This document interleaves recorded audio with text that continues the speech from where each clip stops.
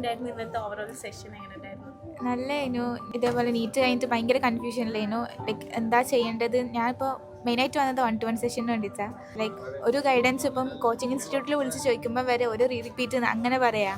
അപ്പോൾ ഇവിടുന്ന് ഒരു ഗൈഡൻസ് കിട്ടാണ്ട് നിൽക്കുമ്പോൾ അതിന് ഇങ്ങനെ കണ്ടത് അപ്പം ഭയങ്കര യൂസ്ഫുള്ളായി. കുറച്ചും കൂടി ഓപ്പർച്യൂണിറ്റീസ് മനസ്സിലായി, ഒരു ക്ലാരിറ്റി കിട്ടി.